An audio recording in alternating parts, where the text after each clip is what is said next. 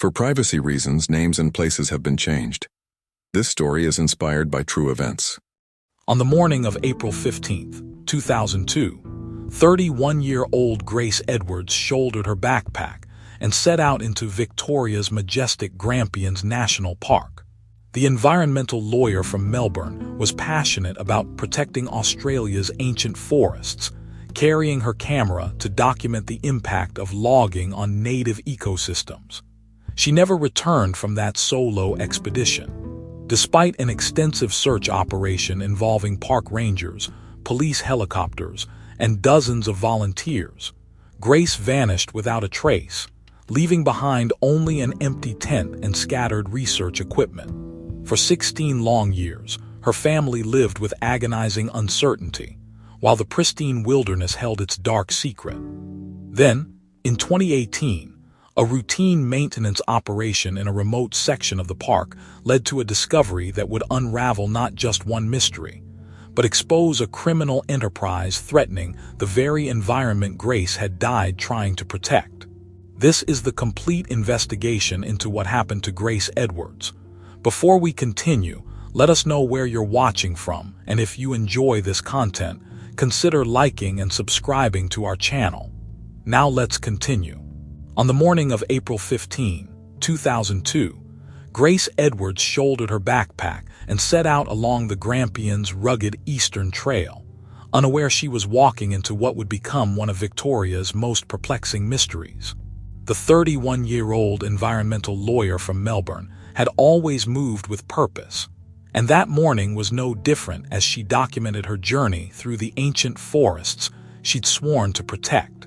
The Grampians National Park stretched before her like a living museum, its towering eucalyptus trees standing sentinel over centuries of natural history. Grace had chosen this remote section deliberately, following leads about suspicious logging activity in protected areas. Her small digital camera, cutting edge for 2002, hung readily around her neck as she photographed evidence of vehicle tracks where none should have existed.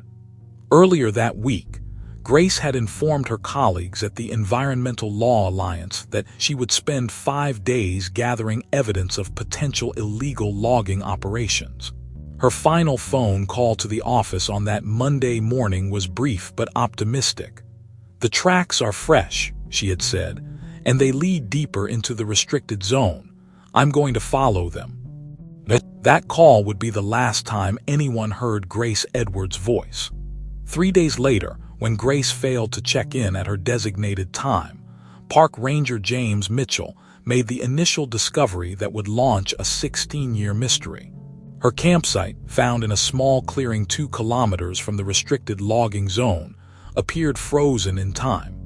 A half-drunk cup of tea sat cold beside her tent, her sleeping bag still neatly arranged inside.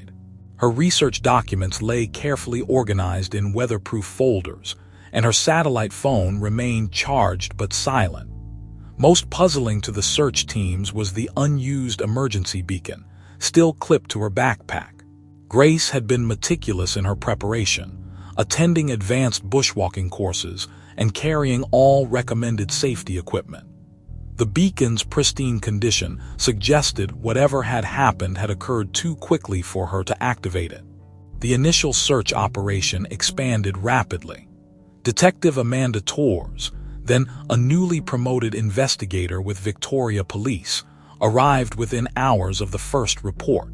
She would later describe the scene as unsettlingly ordinary, noting how Grace's campsite showed no signs of struggle or hasty departure. It was as if she had simply vanished into the forest, Torres would recall in subsequent interviews. Over the next 2 weeks, search teams combed through thousands of hectares of dense bushland. Helicopter sweeps crisscrossed the park's eastern sector, while trained dogs followed countless scent trails that led nowhere. The harsh terrain and thick canopy cover complicated efforts, but the searchers' determination never wavered. Grace's disappearance struck a chord with the environmental community. Her colleagues described her as brilliant and fearless, a rising star in environmental law who had already won significant cases against illegal logging operations. Her current investigation had focused on reports of protected species habitat destruction, with specific concern about centuries-old trees being felled in restricted areas. As autumn turned to winter, hope began to fade. The search area had yielded no clues about Grace's fate, and the investigation struggled to establish whether her disappearance was linked to her work or simply a tragic accident in treacherous terrain. Her family, particularly her younger sister Sarah, refused to accept that Grace could have simply gotten lost. She knew these forests, Sarah insisted during a press conference. She respected them, but she never feared them. The case would haunt detective tours for years to come. The abandoned campsite, the unused emergency beacon, and the complete absence of physical evidence created a void that defied explanation. As the active search wound down, tours couldn't shake the feeling that the answer lay somewhere in those silent forests, waiting to be discovered. What no one could know then was that the truth would remain hidden for 16 years, buried beneath layers of forest debris and silence, until a chance discovery would finally bring to light the dark secret of what really happened to Grace Edwards in the Grampians that autumn morning. The initial investigation into Grace Edwards' disappearance began with a sense of both urgency and frustration. Detective Amanda Torres, working from a makeshift command post at the Halls Gap Ranger Station, found herself sorting through a puzzle where crucial pieces seemed just out of reach. In those first critical days, Torres methodically built a timeline of Grace's movements. Security footage from a service station in Stall captured Grace filling her vehicle with fuel early Monday morning. The timestamp showed 6:47 a.m., and the young lawyer appeared focused and calm, checking her hiking maps one final time before continuing toward the park. Grace's satellite phone records revealed 3 calls that morning: one to her office, one to her sister Sarah, and a final call to a former colleague at the Environmental Protection Authority. Each conversation centered around her research into suspected logging violations, with Grace expressing growing certainty about systematic illegal harvesting in protected areas. Torres and her team conducted extensive interviews with park staff, focusing particularly on recent logging activity. Most legitimate timber operations skirted the park's boundaries, but rangers had reported unusual truck movements in the pre-dawn hours over the previous months. These reports, initially dismissed as routine, now took on new significance. The investigation turned to local logging companies, with particular attention paid to Highland Timber Operations, which held permits for areas adjacent to the park. Their foreman, Robert Turner, presented all the required documentation during initial interviews. His responses were cooperative but measured, explaining that his crews stayed well within designated zones. Yet something about Turner's careful precision raised Torres' instincts. Jennifer Rodriguez, an environmental crime specialist called in to assist, spent days analyzing Grace's research notes found at the campsite.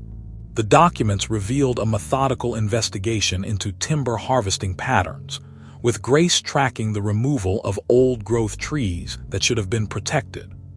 Rodriguez identified discrepancies between official logging permits and the actual areas showing signs of recent activity. As the first week stretched into the second, Torres focused on Grace's professional background, uncovering a pattern of successful legal challenges against logging violations. Her recent cases had resulted in heavy fines for several companies, and her current research suggested she was building toward another significant legal action. The question of accident versus foul play loomed large. The terrain where Grace disappeared was challenging but not treacherous for an experienced bushwalker. Her equipment was high quality, her preparations thorough. If she had met with an accident, where was the evidence? If she had encountered trouble, why hadn't she used her emergency beacon? Inspector Michael Wilson from Parks Victoria provided crucial insight into the area's topology and hidden access points. His teams discovered several unauthorized vehicle tracks leading into restricted zones, carefully disguised but regularly used. These tracks matched patterns documented in Grace's notes, suggesting she had been closing in on something significant. Tours ordered detailed background checks on everyone associated with local log. In operations, most came back clean, but several employees of Highland Timber had prior convictions for environmental violations. These infractions, while relatively minor, established a pattern of disregard for protection regulations. The investigation faced constant challenges from the landscape itself. The dense forest canopy had prevented aerial surveys from being fully effective, and ground searches were hampered by the rugged terrain. Each day without progress added to the growing fear that crucial evidence was being lost to the elements. As the second week drew to a close, Tours found herself fighting against mounting pressure to reclassify the case as a probable accident. Her instincts, honed over years of investigative work, told her otherwise. The precise arrangement of Grace's campsite, the unused emergency equipment, and the methodical nature of her research all pointed to something more sinister. Yet without a body, without witnesses, and without clear evidence of foul play, the investigation began to stall. Tours kept returning to Robert Turner's careful answers, to the disguised logging tracks, to the valuable old-growth trees that were disappearing from protected areas. She knew these elements were connected, but proving it would take more than instinct and circumstantial evidence. What Tours couldn't know then was that the proof she needed lay buried in the forest, waiting to be discovered by chance 16 years later. For now, she could only maintain the investigation, preserve the evidence they had, and hope that someday the forest would give up its secrets. By late June 2002, the search for Grace Edwards had consumed thousands of man-hours and resources, yet yielded nothing but questions. The dense Grampians forest held its secrets close, and with each passing week, the likelihood of finding answers diminished. Detective Amanda Tours watched as her investigative team gradually shrank, officers reassigned to other cases as leads dried up.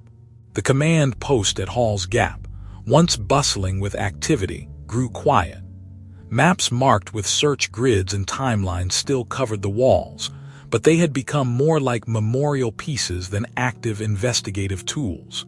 Grace's family struggled to maintain hope. Her sister Sarah made weekly drives to the park, posting flyers and speaking to anyone who would listen. Their parents, both retired teachers, channeled their grief into establishing a foundation for environmental law students, ensuring that Grace's passion would live on even as the search for her faded. The environmental legal community felt her absence deeply. Cases she had been building against illegal logging operations stalled without her meticulous documentation and dedication. Her office at the Environmental Law Alliance remained untouched for months, her files still arranged precisely as she had left them that April morning. Each quarterly review of the case brought the same frustrations. The physical evidence remained limited to her abandoned campsite, which had yielded no useful DNA or signs of struggle. The unauthorized vehicle tracks she had been investigating had long since been obscured by weather and new growth. Interviews with logging company employees produced nothing but rehearsed denials and careful alibis. Robert Turner, the Highland Timber foreman, continued his operations along the park's boundaries. Regular inspections of his work sites showed nothing obviously illegal, though Tours noted how the company's productivity somehow remained high despite increasingly restricted cutting zones. Without concrete evidence of wrongdoing, there was nothing to justify deeper investigation. By the first anniversary of Grace's disappearance, the case file had grown thick with dead ends.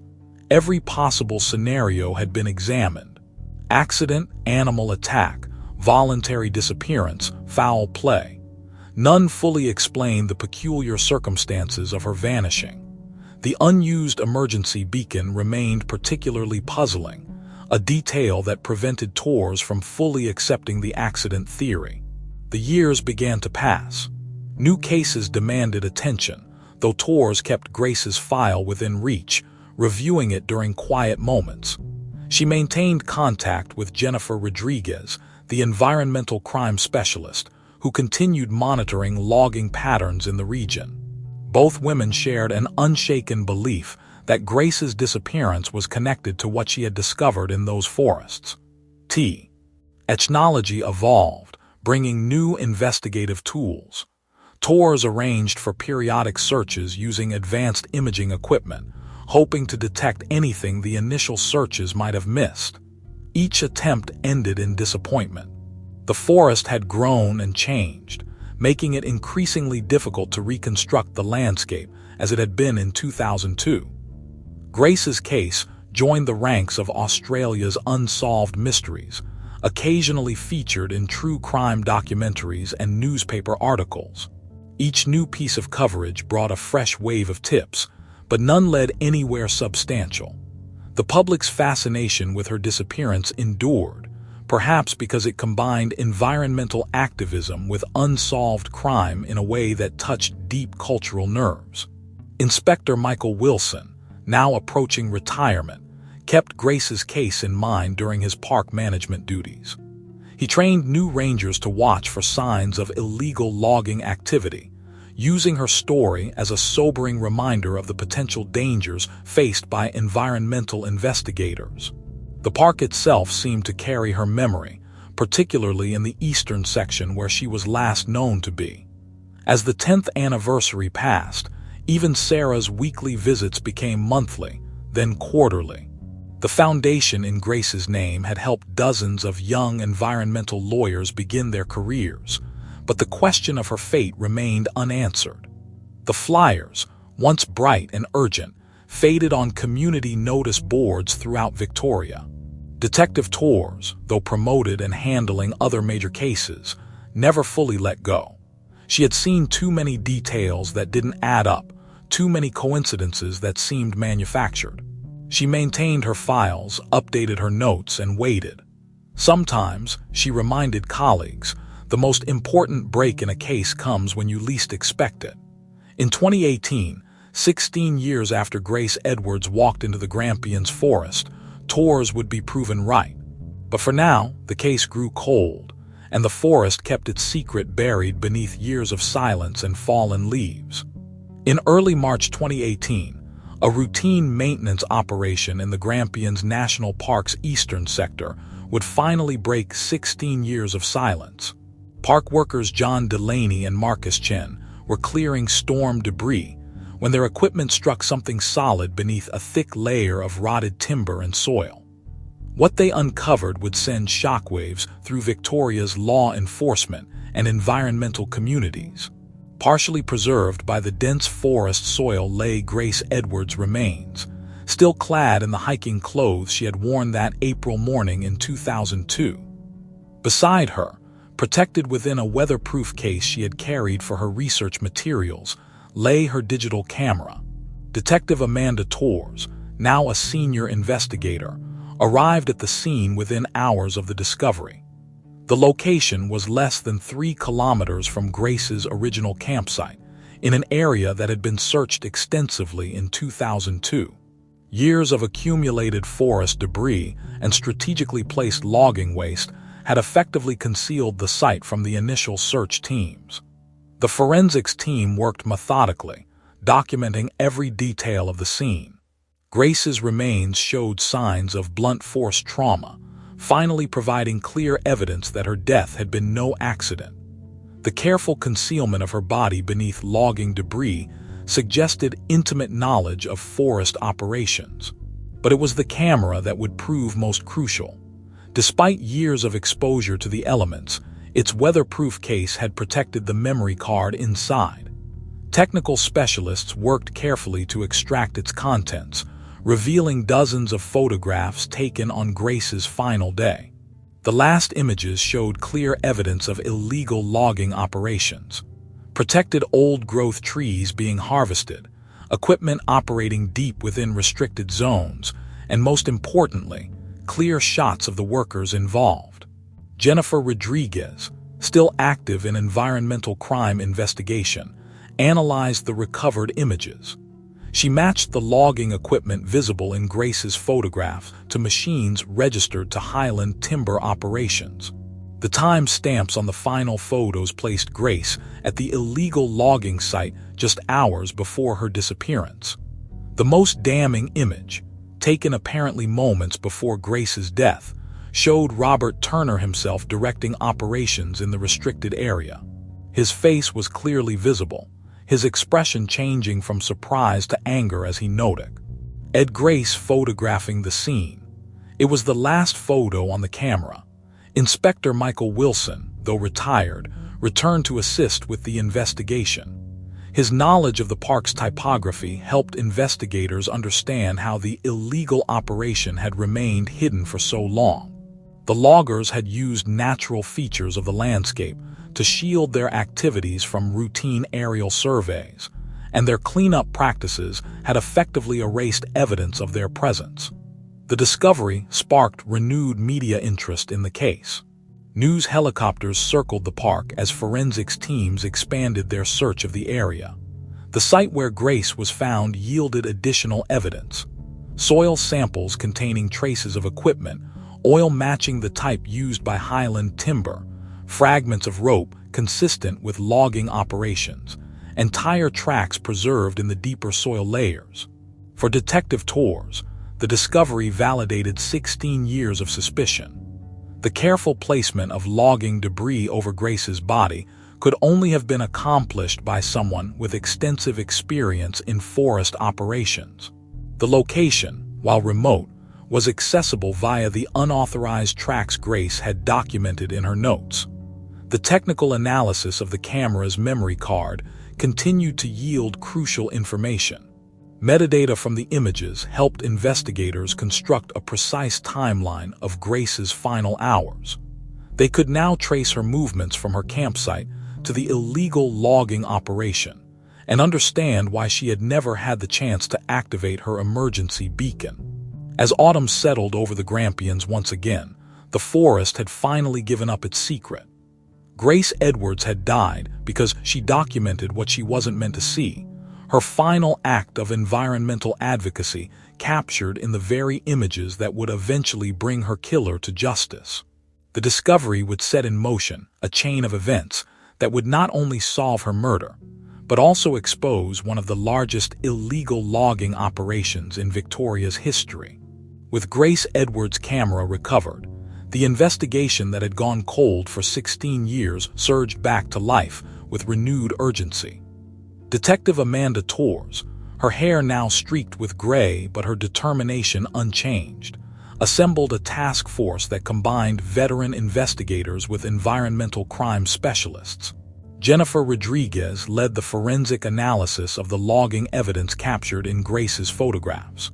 Working from a dedicated lab at Victoria Police Headquarters, she meticulously cataloged each image, cross-referencing tree species, equipment types, and geographical markers. The photographs revealed systematic harvesting of protected old-growth trees, some estimated to be over 400 years old. The Financial Investigation Unit uncovered a complex web of timber sales. Highland Timber Operations had maintained 2 sets of books, one for their legal operations, and a shadow accounting system that tracked the sale of illegally harvested old-growth timber to overseas buyers. The premium wood commanded extraordinary prices in Asian markets, where ancient Australian timber was highly prized for luxury furniture.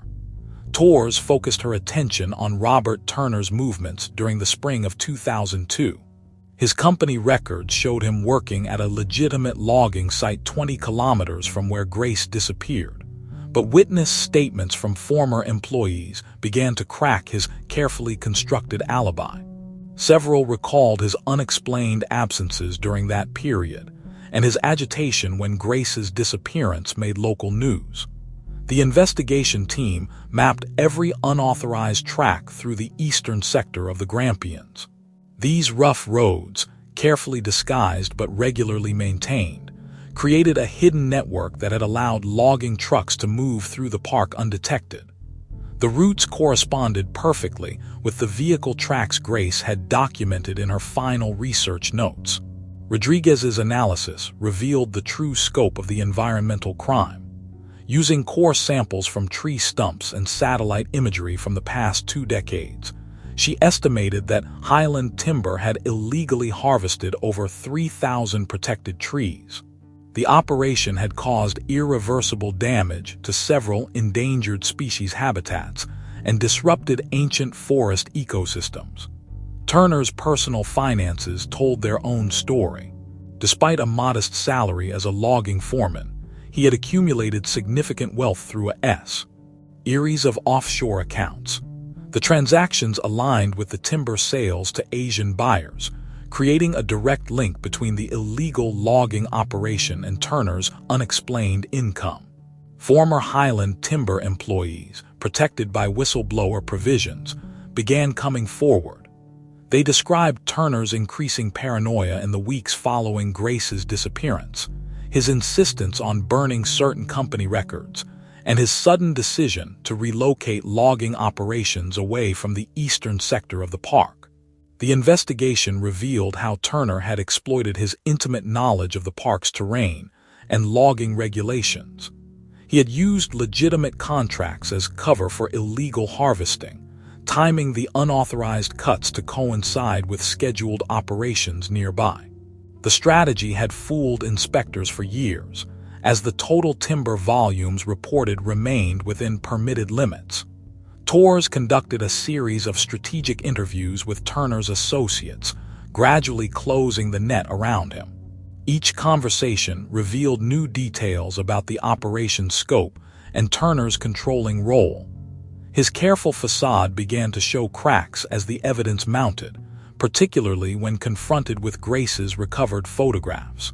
The technical analysis of Grace's camera proved crucial. Beyond the visible evidence in the photographs, GPS data embedded in the image files provided precise coordinates of the illegal logging sites. This digital breadcrumb trail mapped the final journey of a dedicated environmental lawyer who had come too close to exposing the truth. As Torres prepared to confront Turner with the accumulated evidence, she reflected on the 16 years it had taken to reach this point. Grace Edwards had died trying to protect these forests, and now her own documentation would finally bring her killer to justice. The investigation had uncovered not just a murder, but a systematic pillaging of protected wilderness that had continued unchecked for almost 2 decades. The case against Robert Turner was building toward its inevitable conclusion. The man who had hidden his crimes beneath the forest canopy for so long would finally face the consequences of his actions, brought down by the very evidence his victim had died trying to expose. The breakthrough in the Grace Edwards case came not in a dramatic raid or high-stakes confrontation, but in a small interview room at Victoria Police Headquarters. Robert Turner sat across from Detective Amanda Torres, his weathered hands folded calmly on the table as she laid out photograph after photograph from Grace's recovered camera. Turner's composure began to crack when Torres placed the final image before him, the one showing his own face, caught in the moment of discovery 16 years earlier. The timestamp showed 2:47 p.m., April 15, 2002. Less than an hour later, Grace Edwards would be dead. "I never meant for any of this to happen," Turner finally said, breaking 16 years of silence. His voice carried the weight of a secret long held. He described that afternoon in detail, spotting Grace photographing the illegal logging operation, confronting her at the site, and the fatal moment when she refused to surrender her camera. The confession unspooled slowly over 8 hours. Turner revealed how the illegal logging operation had begun small, just a few protected trees sold to specialty buyers. But the profits proved irresistible, and the operation expanded. By 2002, Highland Timber was making millions from the illegal harvest of old-growth trees, many centuries old. Financial investigators traced over $12 million through Turner's hidden accounts. The money trail revealed a sophisticated operation that had corrupted local officials and maintained a network of silent partners. Each payment matched precisely with shipments of illegal timber, creating an irrefutable chain of evidence. Jennifer Rodriguez's analysis of the logging sites exposed the operation's true environmental cost. The illegal harvesting had destroyed critical habitat for 3 endangered species and disrupted ancient forest ecosystems that would take centuries to recover. The timber itself, sold to luxury furniture makers in Asia, had commanded premium prices precisely because it came from protected trees. Turner described the elaborate methods used to conceal the operation. Legitimate logging contracts provided cover for illegal harvesting, with unauthorized cuts timed to coincide with approved operations nearby. The team maintained hidden access roads, carefully disguised to avoid aerial detection, and used sophisticated cleanup techniques to erase evidence of their activities. Grace had discovered the operation through careful observation and dedicated research. Her legal background had helped her recognize the discrepancies between reported timber volumes and the actual harvest. She had documented everything meticulously, building an airtight case that would have exposed the entire operation. The recovery of her camera provided prosecutors with overwhelming evidence. Beyond Turner's confession, the photographs established a clear timeline of events leading to Grace's death. GPS data embedded in the image files mapped the illegal logging sites with precision, while timestamps corroborated Turner's account of that final confrontation. Former Highland Timber employees, now protected by immunity agreements, confirmed the details of Turner's confession. They described his increasing paranoia in the weeks following Grace's death, his obsession with destroying company records, and his insistence on relocating operations away from the area where her body lay hidden. The case culminated in Turner's formal confession to both the murder and the environmental crimes. At 61, his voice carried resignation as he described how a single decision to harvest protected trees had escalated into murder. The money was too good, he said, and then there was too much at stake to stop. Torres watched as Turner signed his confession statement, thinking of the young lawyer who had died trying to protect the ancient forests. Grace's final photographs had accomplished what she had set out to do, exposing one of the largest environmental crimes in Victoria's history. The evidence she died protecting would now ensure that justice was served, both for her murder and for the wilderness she had fought to preserve. The breakthrough brought an end to 16 years of mystery, but it also revealed the true scope of the crime Grace had discovered. Beyond one man's confession lay a story of systematic environmental destruction, corporate greed, and the ultimate price paid by someone brave enough to expose the truth. In June 2019, Robert Turner stood before the Supreme Court of Victoria to receive his sentence. The courtroom fell silent as Justice Margaret Chen delivered her verdict: 25 years for the murder of Grace Edwards, with additional concurrent terms for environmental crimes that had devastated protected forests for nearly 2 decades. The trial had captured national attention, not only for resolving a 16-year-old mystery, but for exposing the largest illegal logging operation in Victoria's history. Expert testimony revealed the true scope of the environmental damage. Over 3,000 protected trees harvested, multiple endangered species habitats destroyed, and ecosystem damage that would take centuries to heal. Detective Amanda Torres watched from the gallery as Turner was led away. The case had consumed nearly half her career, and its resolution brought both satisfaction and a deep sense of loss. Grace Edwards' final photographs had accomplished what she had died trying to achieve, exposing environmental crimes that had gone unchecked for far too long. The case triggered sweeping reforms in Victoria's forestry industry. New legislation, dubbed Grace's Law, established stricter monitoring of logging operations and enhanced protections for environmental investigators.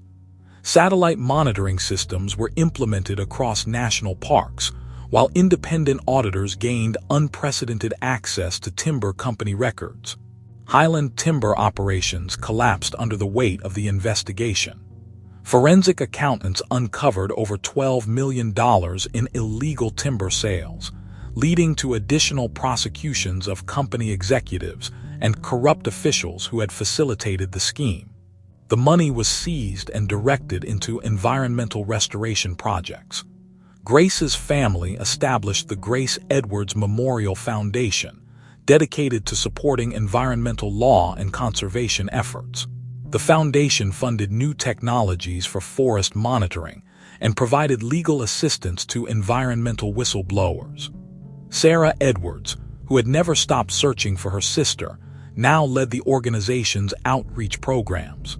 Inspector Michael Wilson, though retired, helped develop new security protocols for park rangers and environmental investigators. His experience with the case shaped training programs that emphasized both personal safety and evidence collection. Grace's death taught us that environmental crime can be just as dangerous as any other. He would often tell new recruits. Jennifer Rodriguez's analysis of the logging sites became a cornerstone of environmental crime investigation. Her methods for documenting forest damage and tracking illegal timber were adopted by agencies worldwide. The techniques she developed using Grace's recovered photographs revolutionized how environmental crimes were investigated and prosecuted.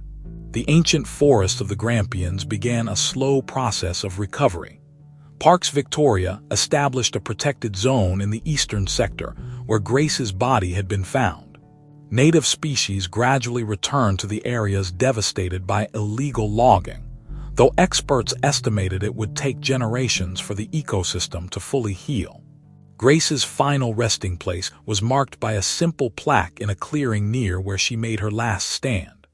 The memorial became a gathering point for environmental activists and law students, who would often leave small tokens of remembrance. The site served as a powerful reminder of the price sometimes paid for environmental justice. Detective tours continued to monitor the implementation of new forestry regulations. She worked closely with industry whistleblowers, building a network of informants that helped prevent similar operations from taking root. Her experience with Grace's case made her a leading authority on environmental crime investigation. The legal community remembered Grace through an annual lecture series on environmental law and corporate accountability. Young lawyers cited her work as inspiration for their own careers in environmental protection. Her meticulous research methods and dedication to uncovering the truth became a model for investigators worldwide. As years passed, the Grampians case became a landmark in both criminal and environmental law. It demonstrated the complex connections between corporate greed, environmental destruction, and violence against those who dared to expose the truth. Grace's story was now taught in law schools and police academies as an example of how environmental crimes could escalate to murder. The ancient trees Grace died trying to protect cast long shadows over the park's eastern sector. Their surviving companions stood as silent witnesses to both tragedy and justice, their branches reaching skyward in the same forest where a young lawyer had once walked with purpose, camera in hand, determined to expose the truth no matter the cost.